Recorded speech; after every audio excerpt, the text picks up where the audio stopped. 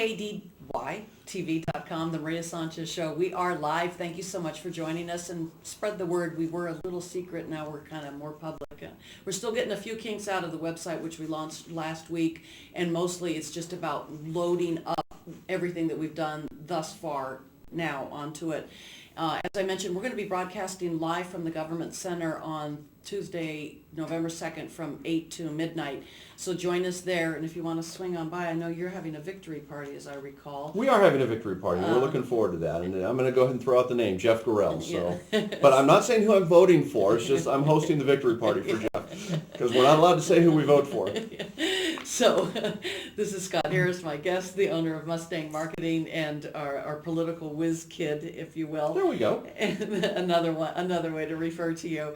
And then I just wanted to mention, too, that we do go where the news is, and with that in mind, we're also going to be broadcasting from the Reagan Library on Saturday because it's Sheriff Brooks' swan song. The Sheriff's Foundation is hosting an event for him to say goodbye, basically, and they've allowed us to be there, so we get to be at the pre-reception and the reception, and we'll be interviewing some folks from the foundation. I'll look forward to seeing you there. My wife himself. Randy is a co-chair of that event. I did not know that. Yeah, Randy's a co-chair of that event. And it's quite the evening. As it turns out, it is. Paul Anka is going to be performing, amongst Otherwise, others. it was going to be me, and so they desperately looked for someone who could actually sing, and it worked out very well. Sing a song. Yeah, no, I can't even do it for the 10 seconds. We lose all our viewers. And you don't want me to. No one would ever know about Prop 26. So, let's start in with that, please. Fair enough. Prop 26 is this: requires that certain state and local fees be approved by a 2/3 vote. So this is kind of a counter to Prop 25 almost in some ways, in that what we're trying to do is increase accountability, bringing some things up to the 2/3 that aren't currently at 2/3. So it's kind of a funky thing. What we're going to find, not surprisingly, is that the votes have almost flipped between the parties that we keep talking about, the unions and the papers and the Republicans and the Democrats. So no one would vote yes on 25 and yes on 26, right? It would not be consistent. Right. It would not be consistent. So if you vote yes on 25, you wouldn't, you'd yes, vote no. but if you vote yes on both, you'll be right on one. I'm not allowed to say which one, but I can tell you that would be the case. But yeah, these run counter to each other. Right. What this says is, and it kind of goes back to, you hear all the time that we're a democracy. You know, the United States is a democracy and California's not. But we're not a democracy. We're actually a republic, in which what we do is we elect the people who represent us, and then we believe that they make decisions for us. What happens with a lot of these propositions, what happens with this one, is we're taking more power out of the hands of the people in Sacramento. Now, we're completely dissatisfied with the people in Sacramento. Right now, they're at the lowest approval rating that any poll's ever had, and less than 10% of us approve of the state legislature in Sacramento. Wow. It's in history. This is the lowest point. So we have two choices. We can either handcuff them so they can't make any decisions or do anything, and then we don't have to worry about them anymore, or we could actually throw some out and put some good ones in. We're choosing to take the route, hey, you know what? We can't control you, so we can't get rid of you, so we're going to control you through propositions. Now, we talked last week about redistricting. If we can redistrict and open up the primaries, we can probably put some moderates from both parties up in Sacramento, which I believe would then lead to some compromise and some good decisions, but we'll have to wait and see. Another discussion for another Wednesday. But what this proposition is doing is it says, you know what, we still don't trust you, either party, so we're going to require 2/3, which again currently puts a little more power in Republicans' hands because they control slightly more than 1/3. If Tuesday goes the way Republicans hope, they'll control a little more than that, but they won't get anywhere near 50% in the state assembly or the state senate, so the Democratic Party will still be in power. And all polls show that Jerry Brown is going to beat Meg Whitman, which means that the governor will also be a Democrat. So this is an interesting one for the Republicans. If they want to be viable at all for the next couple of years, they need to see some of this happen. But couldn't you argue that if Prop 25 is a yes, then that means it goes to a simple majority on fees, Yes. but 2/3 vote on taxes, and that if 26 is a yes, then it goes to 2/3 on fees? It's specific on some fees. It's not all fees across the board.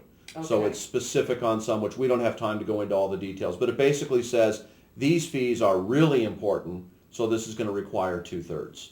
So it's, again, I'm not a huge fan of propositions and initiatives. I love reading about them, but I don't support them. And this is the reason why. Either we trust the people in Sacramento to make the decisions, in which case it would be 50% and move on, or we don't and we handcuff them.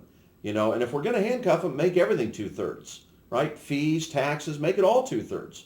So we're going back and forth, and we have all these conflicts, and I think it's one of the reasons we have such voter apathy, is it's very difficult to get your arms around these propositions and say, wait a minute, I'm not really sure if I vote yes on this, am I giving more control to Sacramento or less? Am I keeping more control as an individual, giving up? And a lot of times people don't know. It's like we talked about Prop 19. It's not just a simple question of whether you believe marijuana should be legal or not. It's the complexity of 458 different cities setting up their laws. It's the battle with the federal government who is still going to have it illegal. We just don't get, I think that a simple question, do you believe marijuana should be legal or not in the state of California? I think that would pass in a rush. I think that would pass 60-40. I think Prop 19 is going to fail because of the complexities of the issue. Whether you believe it should or not doesn't really matter. And this is kind of the same way. Now, but having said that, I would like to caution our viewers that one of the things that, because what you just said does create some fear and apprehension, you don't have to be an expert on everything. Nope. So if you're uncomfortable about what the ramifications may be or the implications are, you may abstain, but vote for the candidates for governor, for chancellor, for Right. assembly, or for council. Or Yes. So I don't want people to think that if they're not a wizard and they don't have the whole knowledge, No. then they aren't qualified. Well, I'll be honest. Number one, I think you could learn a lot by watching the segments we do on the propositions. But really, if you go to CaliforniaChoices.org, you're going to learn a lot because you're watching right now. You know if you're liberal or conservative. You know if you support more the Democratic Party in the unions or more the Republican Party in the businesses. And so you go and you'll find out what they're doing. It's kind of an easy cheat sheet to do that. It's kind of like, you look at it and you say, okay, wait a second. All the people I support, the party I'm a member of, they're all going to vote yes on this. That's not necessarily a bad way to go. Mm-hmm. I mean, I'd like to think that everybody goes through and reads this and discusses it, debates it, and has people over and whatnot, but most of us don't. Most of us just look at it and go, raising taxes, I don't believe in that.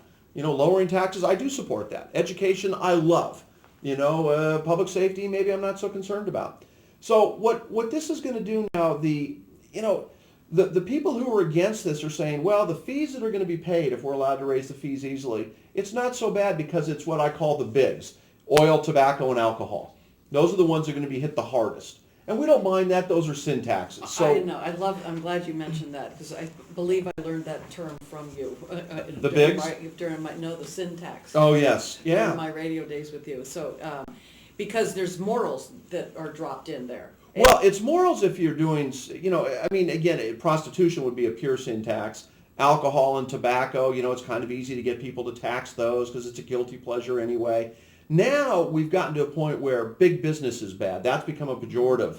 I don't understand that because we're desperately looking for new jobs. It would seem to me like big business would be a good place to turn. But nonetheless, it's big oil, it's big tobacco, it's big pharma. And that, as it's said in a derogatory way. Mm-hmm. Not, gee, they're successful. It's a multi-billion-dollar company employing hundreds of thousands of people. Nope, it's big pharma. And so that's who these fees are. And when you actually read the pamphlet, they say it's okay that we're charging the fees because it's against the bigs, and they list them. They put it in here. They're not hiding this. This is absolutely the way that they feel.